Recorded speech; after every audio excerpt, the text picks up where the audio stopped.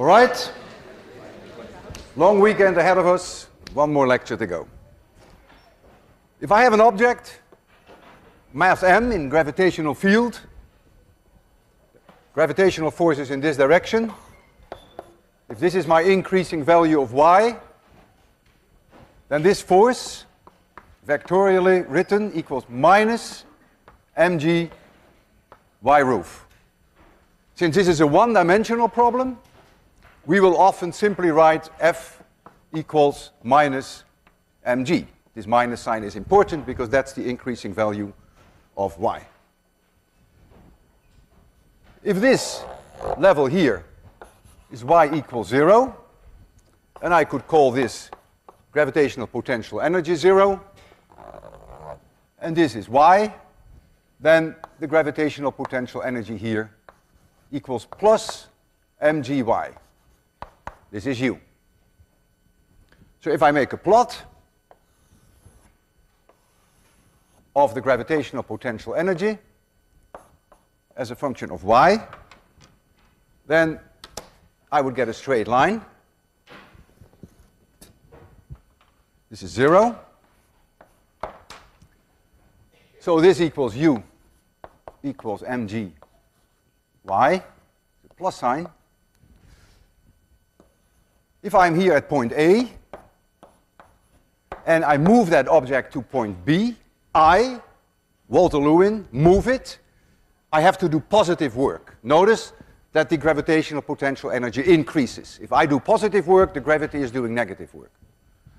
If I go from A to some other point, call it B prime, then I do negative work. Notice the gravitational potential energy goes down. If I do negative work, then gravity is doing positive work.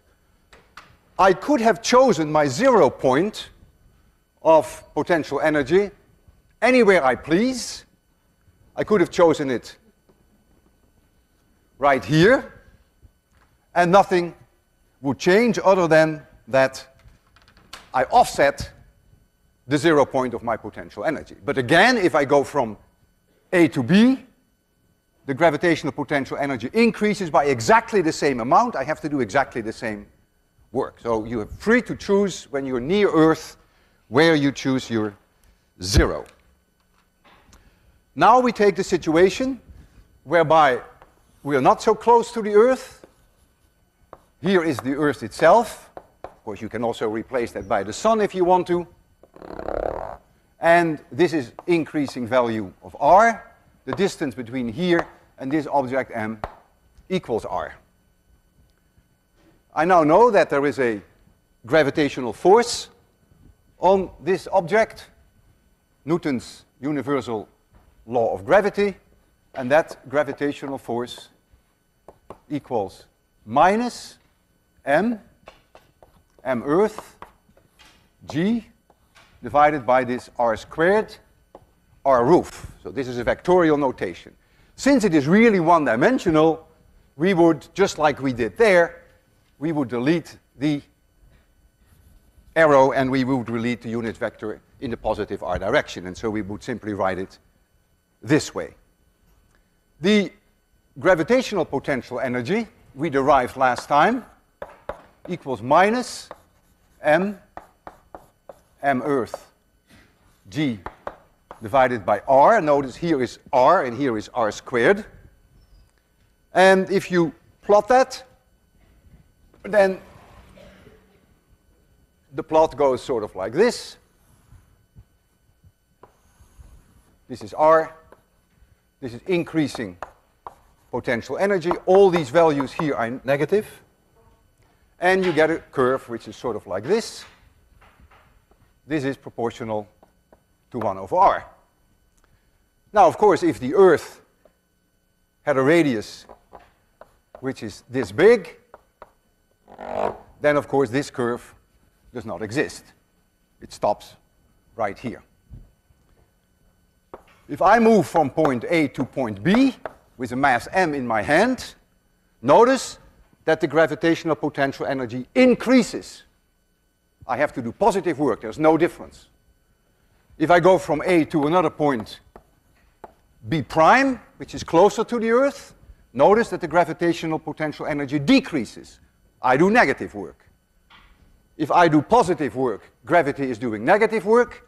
If I do negative work, gravity is doing positive work.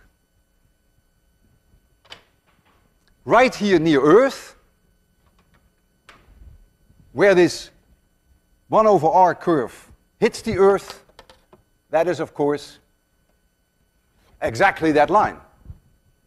That dependence on y is exactly the same as the dependence on r, and then you can simplify matters when you're near Earth, when the gravitational acceleration doesn't change, you get a linear relation.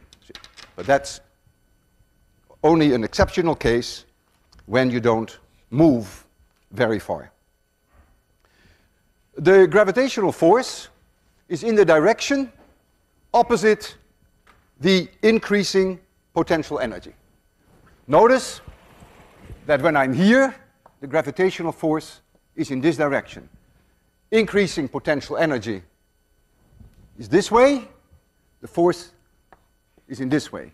When I'm here, gravitational potential energy increases in this way, the gravitational force is in this direction. When I'm here, the gravitational potential energy increases in this direction, the gravitational force is in this direction. When I'm here, the gravitational potential energy increases in this direction, the gravitational force is in this direction. The force is always in the opposite direction than the increasing value of the potential energy. If I release an object at 0 speed, it therefore will always move towards a lower potential energy, because the force will drive it to lower potential energy. Now I change from gravity to a spring. I have a spring which is relaxed length L. I call this x equals 0. And I extend it over a distance x. And there's a mass m at the end. And there will be a spring force. And that spring force, F equals minus kx. It's a one-dimensional situation, so I can write it without having to worry about the arrows. There is no friction here. It's clear that if I hold this in my hand, that the force of Walter Lewin equals plus kx. It's in the direction of increasing x. If I call this point A at x equals 0, and I call this point B at x equals x, then I can calculate the work that I have to do to bring it from A to B. So the work that Walter Lewin has to do to bring it from A to B is the integral in going from A to B of my force dx. It's a dot product, but since the angle between the two is 0 degrees, the cosine of the angle is 1, so I can forget about the fact that it's a dot product. I move it in this direction. So that becomes the integral in going from 0 to a position x of plus x plus kx dx, and that is 1/2 kx squared. And this is what we call the potential energy of the spring. This is potential energy. It means then that we, at x equals 0, we define potential energy to be 0. You don't have to do that, but it would be ridiculous to do it any other way. So in the case that we have the near-Earth situation of gravity, we had a choice where we put our 0 potential energy. In the case that we deal with very large distances, we do not have a choice anymore. We define it in such a way that the potential energy at infinity is 0. As a result of that, all potential energies are negative. And here, with the spring, you don't have a choice either. You choose at x equals 0, you choose potential energy to be 0. So if you now make a plot of the potential energy as a function of x, you get a parabola. And if you are here, if the object is here, then the force is always in the direction, or opposing the increasing potential energy. If you go this way, potential energy increases, so it's clear that the force is going to be in this direction. If you're here, the force is always in the direction opposing increasing potential energy. Increasing potential energy is in this direction, so the force is in this direction. You see, it's a restoring force. The force is always in the direction opposite to increasing potential energy.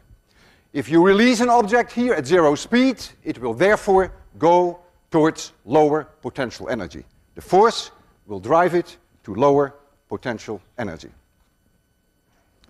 If we know the force, in this case the spring force, or in those cases the gravitational force, we were able to calculate the potential energy. Now the question is, can we also go back? Suppose we knew the potential energy, can we then find the force again? And the answer is, yes, we can. Let's take the situation of the spring first. We have that the potential energy U of the spring equals plus 1/2 k x squared. And if I take the derivative of that versus x, then I get plus kx. But the force, the spring force itself, is minus kx.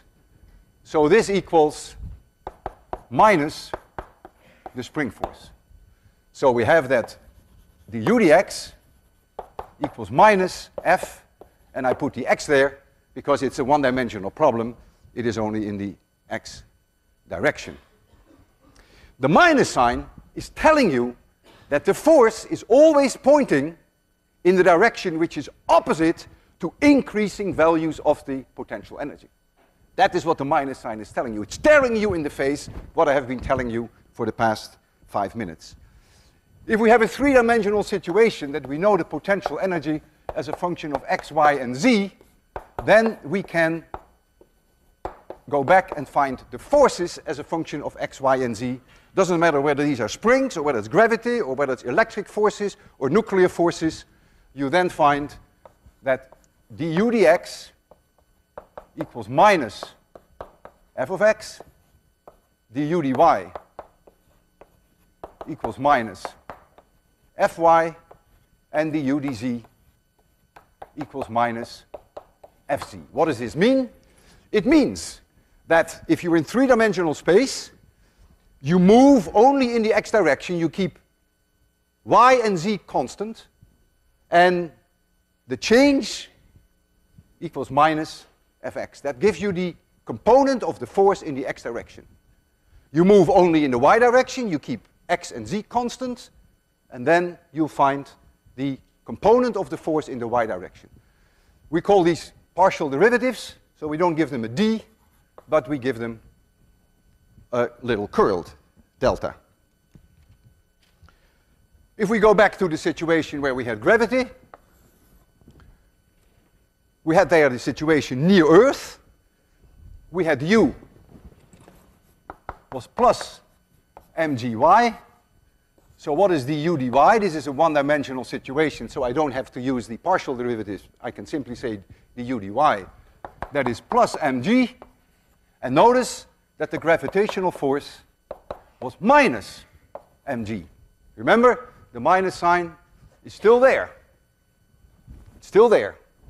And so you see that here, indeed, du dy is minus the gravitational force. Now we take the situation that we are not near Earth. We have there. So we have u equals minus m Earth g divided by r. There's only an r here. So du dr. The derivative of 1 over r is minus 1 over r squared. The minus sign eats up this minus sign, so I get plus m Earth g divided by r squared. So the gravitational force equals minus that. It is minus du dr, and indeed that's exactly what we have there. Minus that value. So whenever you know the potential as a function of space, you can also always find the three components of the forces in the three orthogonal directions. Suppose I have a curved surface, literally a surface here in 26,100, which sort of looks like this.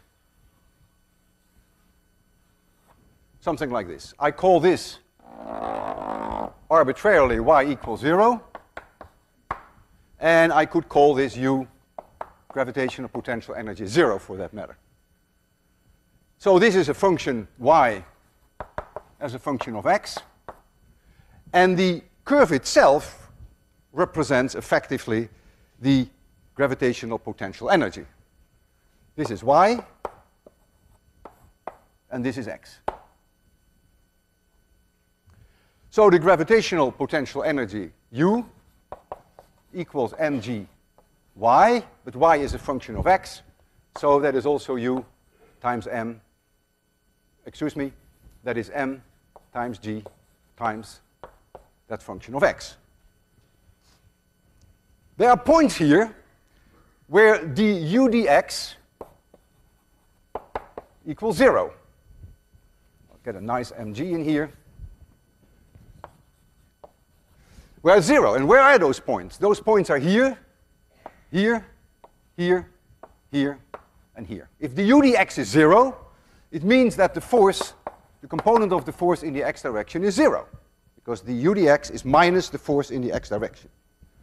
So if we visit those points, for instance here, then there is of course gravity, mg, if there's an object there, in the y direction, in the minus y direction, and there is a normal force in the plus y direction, and these two exactly cancel each other. So the net result is that here, here, here, here, and there is no force on the object at all, so the object is not going to move, it's going to stay put. Well, yes, it's going to stay put. However, there is a huge difference between this point here and that point there. And you sense immediately that difference. If I put a marble here, I will have a hell of a time to keep the marble in place.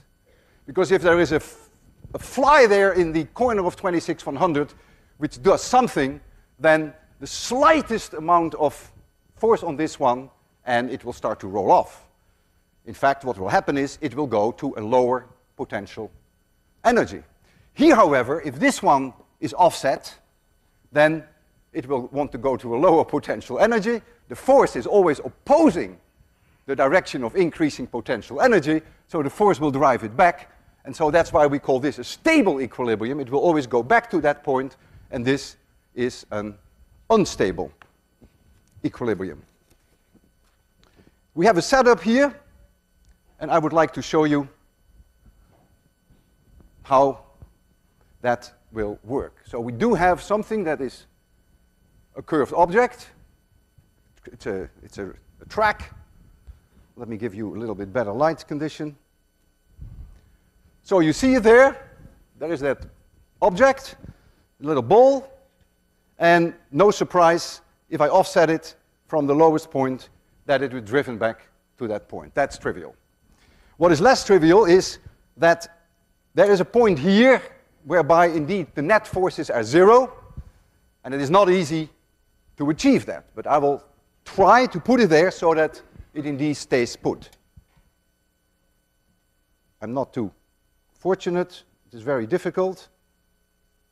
I'm trying. No. Yeah, did it. It's there. It's very unstable. I blow. Whoa, it's not so unstable. And there it goes. So you see that's the difference between stable equilibrium and unstable equilibrium. At the stable point, the second derivative of the potential energy versus x is positive. At the unstable point, the second derivative is negative.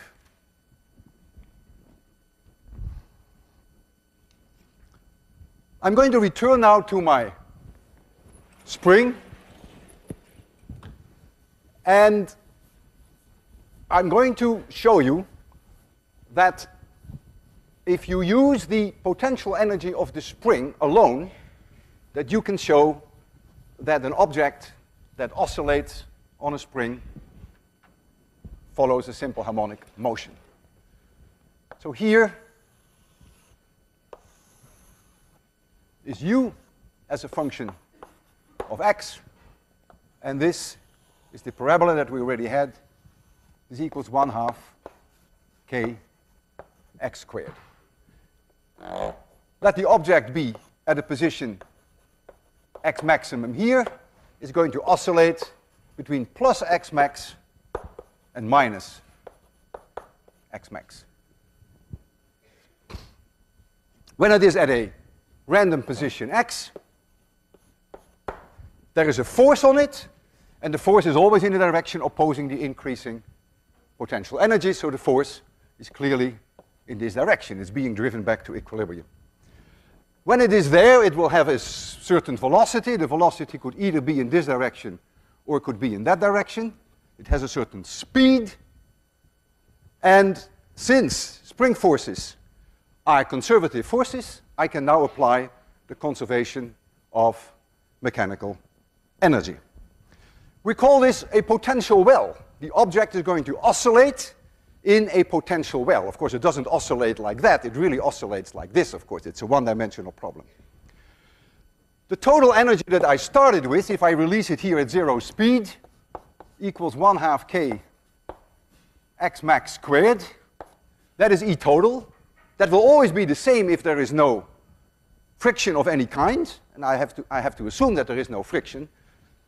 That must be now 1/2 m v squared at a random position x plus 1/2 k x squared, which is the potential energy at position x. So this is the kinetic energy, and this is the potential energy. V is the first derivative of position versus time, so I can write for this an x dot. And now what I'm going to do, I'm going to rewrite it slightly differently. I bring the x dot square to one side. My halves go away, and I divide by m. So I get plus k over m times x squared. And then I get minus k x max squared equals 0. Did I do that right? Yes. I divide. Oh, there's an m here, and the m has to be here. And now what I'm going to do, I'm going to take the time derivative of this equation. And now you'll see something remarkable falling in place, just for free. I take the derivative versus time. That gives me a 2x dot, but I have to apply the chain rule. So I also get x double dot, the second derivative, the acceleration, plus I get a 2k over m times x, but the chain rule gives me an x dot. This is a constant, that's the total energy when I started, so the whole thing equals 0. I lose my 2, I lose my x dot because it's 0, and what do I find? X double dot plus k over m equals 0. And this makes my day, because I know this is a simple harmonic oscillation. You've seen this equation before. We derived it in a different way. We didn't use forces today. We only used the concept of mechanical energy, which is conserved. We know the solution to this equation. There's an x here. I heard someone mention the x. Thank you very much. The solution is x equals x max times the cosine omega t plus phi.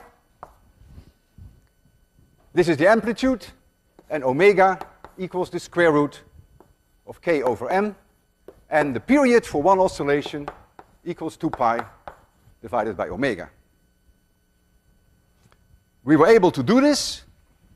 We were able to apply the conservation of mechanical energy because spring forces are conservative forces. So you've seen in a completely different way how you arrive at the same result. Now I'm going to try something similar to another potential well, and that potential well is a track, and the track is a perfect circle. And I'm going to slide down that track an object mass m, and I'm going to evaluate the oscillation along a perfect circular track. And to make it as perfect as I can, I even have here a pair of compasses. Make it that's the track. And the track has a radius r. And at this moment in time, the angle equals theta, and here is the object. I call this x equals 0. That is also, of course, where theta equals 0. This is increasing value of y, and I choose this y equals 0. And so the gravitational potential energy of this object is its own mgy. So I have to know what this y is, and therefore I have to know what this distance is. That's very easy. This one here equals r cosine theta, and so this one is r minus r cosine theta. So the potential energy equals mg times r 1 minus cosine theta, if I choose 0 there. I'm free to change that, but that's, of course, a logical thing to do here. Notice if theta equals 0, then the cosine theta equals 1, then you find u equals 0. That's, of course, I have defined it. That's the way I defined my y equals 0. So u equals 0. Notice that when theta equals pi over 2, if the object were here, that you find that the potential energy u equals mgr. That's exactly right, because then the distance between here and the y0 is r. So this is the potential energy as a function of angle theta. The velocity of that object as a function of theta is given by r d theta dt. And I can make you see that very easily. Let this be the angle d theta. So it moves in a short amount of time over an angle d theta. And the arc here is ds, and the radius is r. The definition of theta, that's the definition of theta, which is in radians, is that ds divided by r equals d theta. That's our definition of radians. So I take the derivative, the time derivative, left and right. So I get the ds dt, which, of course, is the tangential velocity along that arc, equals r times d theta dt, for which you can write r theta dot. The theta dt is sometimes called omega, which is the angular velocity. But keep in mind that in this case, the angular velocity omega, if you want to call this omega, which is the angular velocity, is changing with time. The angular velocity is 0 when you release it, and is a maximum when it goes to the lowest point. So I can now apply the conservation of mechanical energy, because I know what the velocity is at any angle of theta, and I know what the potential energy is. So let the total energy be just the mechanical energy, which depends on my initial conditions, wherever I start. Maybe it's just that I release it here with 0 speed, maybe I give it a little speed. It is a number. It is a constant. So that is going to be 1/2 mv squared at a random angle of theta, and that means this is v, so that is r squared times theta dot squared. This is simply 1/2 m v squared, nothing else. So this is the kinetic energy. Plus the potential energy, which is mg times r times 1 minus cosine theta. And this is always the same, independent of the angle of theta, because gravity is a conservative force. So this is the conservation of mechanical energy. This angle cosine theta is really a pain in the neck. And therefore, what we're going to do is something we have seen before. We're going to make a small angle approximation. Small angle approximation. And we're going to write for cosine theta 1 minus theta squared divided by 2. That is a very, very good approximation. That approximation is way better than the one we did before when we simply said the cosine of theta equals 1. Remember we did that once? We said, oh, for theta is very small, the cosine of theta is about 1. If we did that now, we would be dead in the waters. Because if we said the cosine of theta is 1, this becomes 0 and you end up with nonsense. Because it would say that the mechanical energy is changing all the time because this velocity is changing all the time. So we cannot do that. We would kill ourselves if we did that. The approximation is really amazingly good. If I give you here theta in radians, and I give you here the cosine of theta, and here I give you 1 minus theta squared over 2, then if I take 1/60th of a radian, and I pick 1/60th, since this is approximately 1 degree, but I pick exactly 1/60th, and I ask what the cosine is, that is 0.999, and then I have an 8.61114. Just use my calculator. Then I calculate what 1 minus theta squared over 2 is, and I find 0.999861111. That is very, very close. That only differs by 3 parts in a billion. That is very close. That means the difference between the two is only 1/3 of a millionth of a percent. Suppose now I go a little rougher, and I go to 1/5 of a radian, which is about 12 degrees. So this is very roughly 12 degrees. Then the cosine of theta equals 0.98007, and 1 minus theta squared over 2 equals 0.98000. So that still is amazingly close. That is only differs by 7 parts in 100,000. So the difference is less than 1/100th of a percent. So with this in mind, I feel comfortable to pursue my conservation of mechanical energy, and I'm going to replace this cosine theta by 1 minus theta squared divided by 2. So I will continue here. Center blackboard is always nice. You can see it best. And I will massage that equation a little further. And of course, you can already guess what I'm going to do when I massage it a little further. I'm going to take the time derivative, just as I did in the case of the spring. So we're going to get that the mechanical energy, which is not changing, equals 1/2 m r squared theta dot squared plus mgr. Cosine squared becomes 1 minus theta squared over 2. So we have a minus times minus becomes plus. So I get simply theta squared over 2. And now I take the time derivative. So this becomes 0 equals. Now, I get a 2 out of here, which eats up this 1/2. So I get m r squared.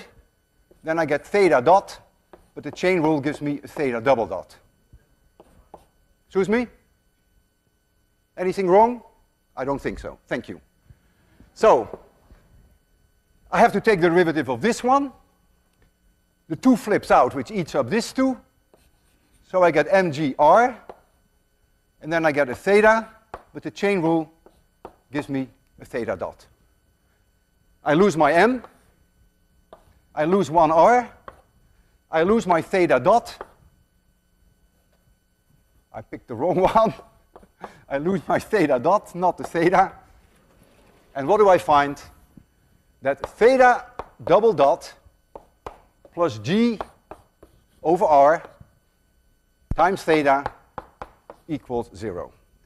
And I couldn't be happier, because this tells me that the motion is that of a simple harmonic oscillation. And the solution is theta equals some maximum angle for theta, which is the amplitude in angle, times the cosine of omega t plus phi. This is the angular frequency, has nothing to do with that omega there, which is the angular velocity, which is changing in time. This is a constant, this is angular frequency, and this omega equals the square root of G over R. And so the period of the oscillation is 2 pi times the square root of R over G. And when you see that, you say, hey, Popelepe, I have seen that before. Where have we seen this before? Almost a carbon copy of something that we have seen before. What is it? Excuse me, speak louder. Pendulum. We had a pendulum whereby we had length L of a massless string. We had an object M hanging on the end. And what was it doing? It was going along a perfect arc, which is exactly identical. The problem is the same. It's not a surprise, because now we have a surface, which is an exact perfect arc. It's a circle. We have no friction. We assumed with the pendulum that there was no friction either. So it shouldn't surprise us that you get exactly the same period that you had with a pendulum, and except that, of course, with the pendulum, what we called L is now R. Gravity is the only force that does work, and so it is justified to use the conservation of mechanical energy because gravity is a conservative force. We used the small angle approximation to make it work. In the case of the spring, we had that the potential energy was proportional to x squared. And out came a perfect simple harmonic oscillation. No approximation necessary. Now we forced this potential energy, we forced it into being dependent on theta squared. That's really what we did. You see, that is the term of the potential energy that you have there. And by the approximation of cosine theta being 1 minus theta squared over 2, we forced this term to become quadratic in theta, and therefore now, with that approximation, it becomes a perfect simple harmonic oscillation. Now comes a key question. I said gravity is really the only force that does work. Is that true? There's no friction for now. Is that really true?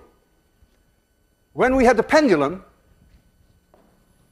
it's true there is gravity. That's clear.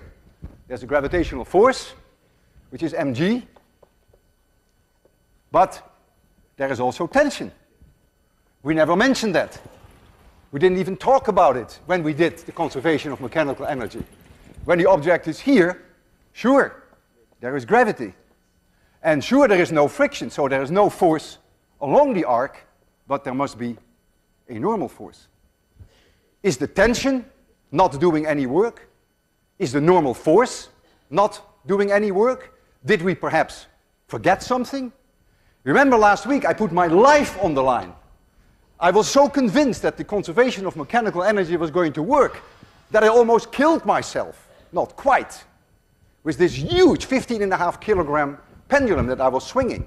I believed in the conservation of mechanical energy. And I overlooked the tension. Is it possible that the tension does perhaps positive work? If that's the case, I could have died. What is the answer? Is the tension doing any work? And in the case of my circular track, is perhaps the normal force doing any work?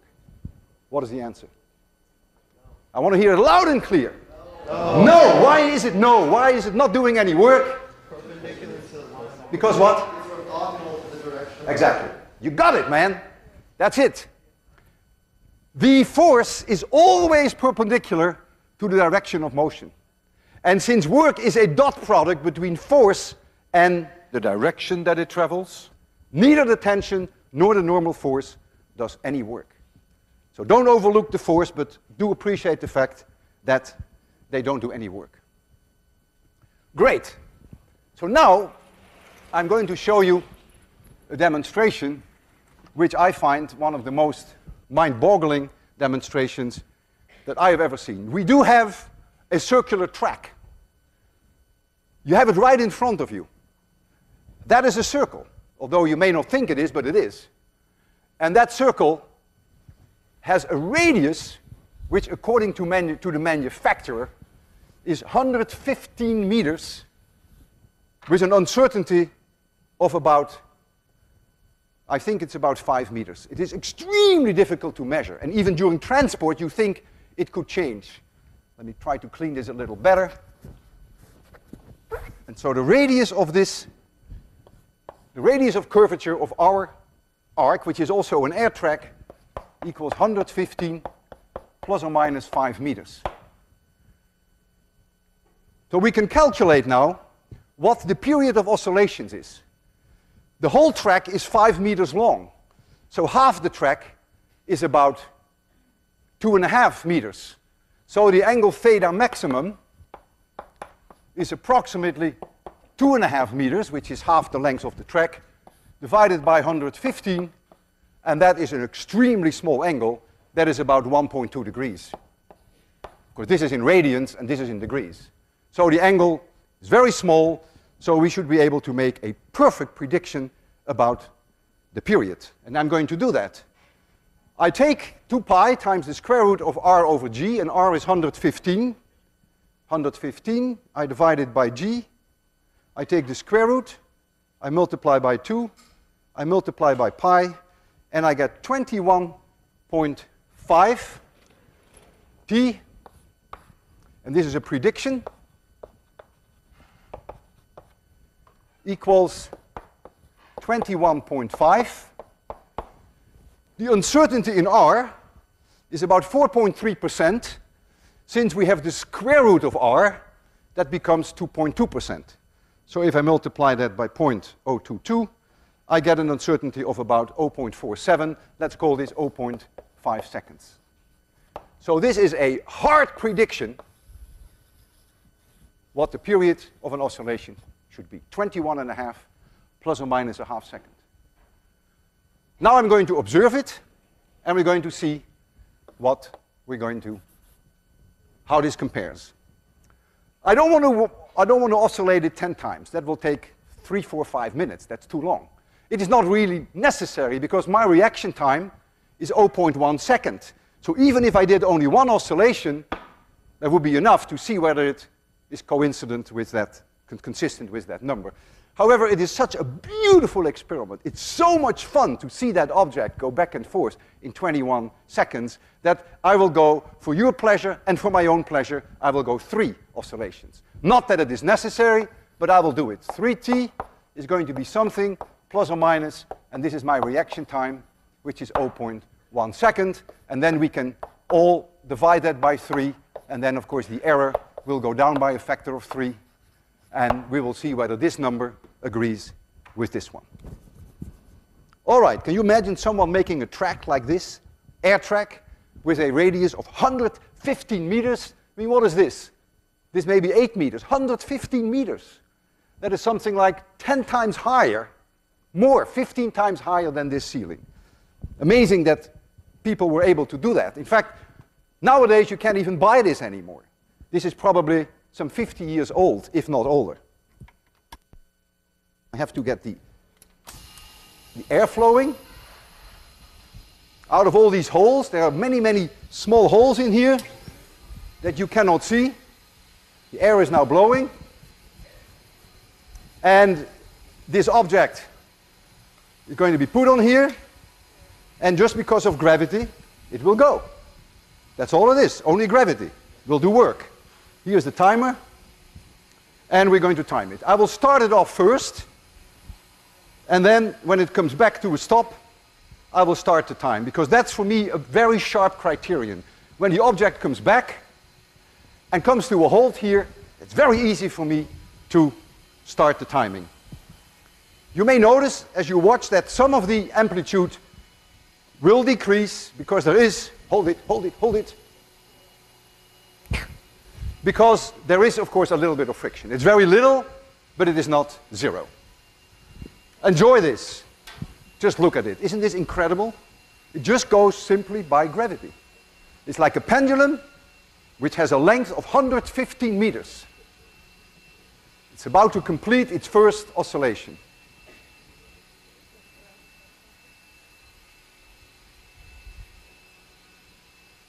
It goes back. Actually, some of you may be able to see the curvature.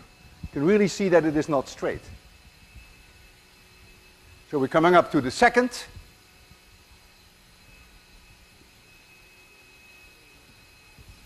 I better get back in position.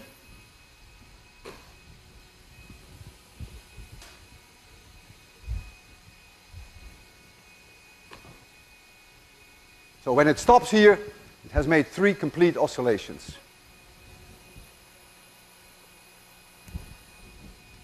64.05. Let me turn this off.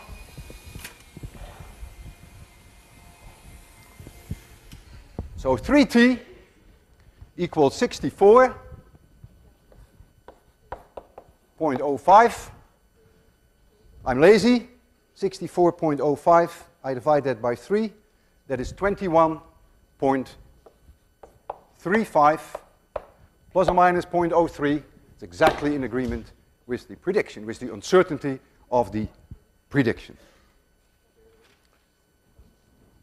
I have something very similar. And that is, again, a curved track. It's not... Ooh, I hope I can retrieve that ball. That would be nice. What happened? Boy. Have to be... Gee, what's happening here? Oh yeah, got it. Whew. Tricky to make a hole in here. This is an arc. Not unlike this one. There's a little bit more friction.